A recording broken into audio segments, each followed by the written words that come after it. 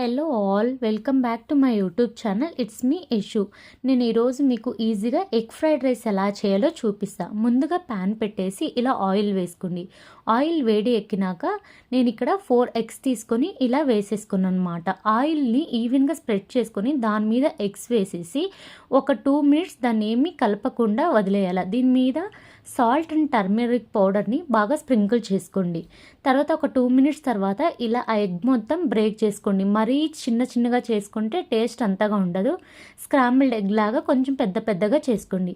తర్వాత అదే ప్యాన్లో ఆయిల్ వేసి తర్వాత 1 ఆనియన్, అలానే ఒక 3 to 4 చిల్లీస్ అనేది కొంచెం తక్కువే వేసుకోండి, ఎందుకంటే మళ్ళీ పెప్పర్ పౌడర్ కూడా యాడ్ చేస్తాం కాబట్టి. తర్వాత కొంచెం సాల్ట్, కొంచెం పసుపు కూడా వేసి బాగా దాన్ని కలిపేసుకోండి. కొంచెం ఆనియన్ బాగా ఉడికినాక ఇలా రైస్ని కూడా వేసి బాగా ఒక 2 మినిట్స్ హై ఫ్లేమ్లో బాగా కలుపుకోండి.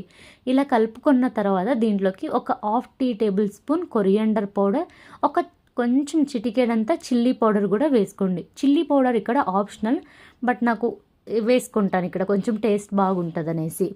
తర్వాత దీన్ని ఇలా బాగా కలిపేసుకొని ఇక్కడ మెయిన్ ఇంగ్రీడియంట్స్ వచ్చేసి పెప్పర్ పౌడర్ అనేది ఒక 1 టీ టేబుల్ స్పూన్ అంతా, కొంచెం ఎక్కువ వేసుకుంటే టేస్ట్ బాగుంటుంది. ఎగ్ ఫ్రైడ్ రైస్లో ఎప్పుడు పెప్పర్ పౌడర్ అనేది బాగా ఉంటుంది టేస్ట్.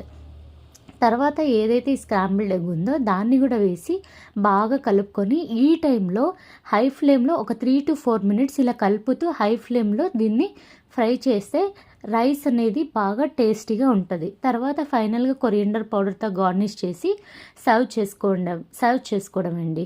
ఇలా ట్రై చేసి చూడండి, చాలా టేస్టీగా చాలా ఈజీగా అవుతుంది. నచ్చితే ప్లీజ్ లైక్ చేయండి, షేర్ చేయండి, సబ్స్క్రైబ్ చేయండి.